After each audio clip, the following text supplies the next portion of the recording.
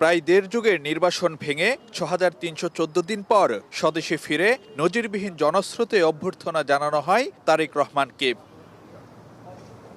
দেশে ফেরার পর তার দ্বিতীয় দিনটিও কাটছে নানা কর্মসূচি আর ব্যস্ততায়। তার পিতা ও বিএনপির প্রতিষ্ঠাতা সাবেক রাষ্ট্রপতি জিয়াউর রহমানের কবর জিয়ারত করে শ্রদ্ধা তারেক রহমান। তাকে স্বাগত জানাতে সকাল থেকেই নেতাকর্মীরা ভিড় করেন জিয়া উদ্যান এলাকায়। এই দিনটি এতটাই স্পর্শকাতর এবং আনন্দদায়ক, কারণ দীর্ঘ ১৭ বছর পর উনি আসছেন ওনার বাবার কবর জিয়ারত করতে, এবং আমরা তারেক রহমান সাহেব আসার পরে বাংলাদেশের জনগণ যেরকম একটা প্রাণ খুঁজে পেয়েছে, একটু অভিভাবক খুঁজে পেয়েছে। এদিন জিয়া উদ্যানে বিএনপির স্থায়ী কমিটির সদস্য মির্জা আব্বাস সাংবাদিকদের প্রশ্নের জবাবে বলেন, নির্বাচন নিয়ে কোনো ষড়যন্ত্র বা ধোঁয়াশা থাকলে তারেক রহমান প্রত্যাবর্তন করাই তা কেটে যাবে। তার হাত ধরে দেশে গণতন্ত্র পুনঃপ্রতিষ্ঠিত হবে বলেও আশা মির্জা আব্বাসের।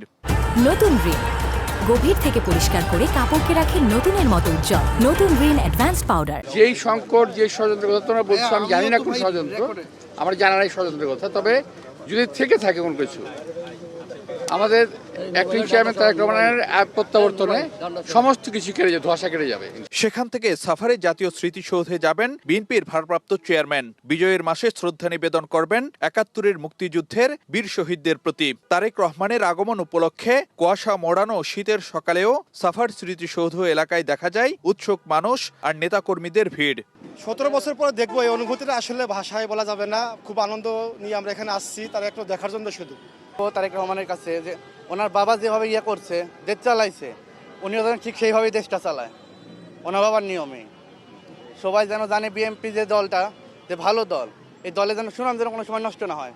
হ্যাঁ, এটা তো ঈদের মতো আনন্দ লাগতেছে। আপনারা এতদিন কাছে আমরা পাচ্ছি, ১৭ বছর যেহেতু পাই নেই, এখন কাছে ঈদের মতো আনন্দ লাগতেছে, ঈদের মতো আনন্দ লাগতেছে। তারেক রহমানের আগমনকে কেন্দ্র করে সকাল থেকে জাতীয় স্মৃতিসৌধ এলাকায় আইনশৃঙ্খলা বাহিনীর তৎপরতাও চোখে পড়ার মতো। নিশ্চিত করা হয় কয়েক স্তরের নিরাপত্তা ব্যবস্থা। ফারুক ভিয়া, রবিন, সময় সংবাদ, ঢাকা।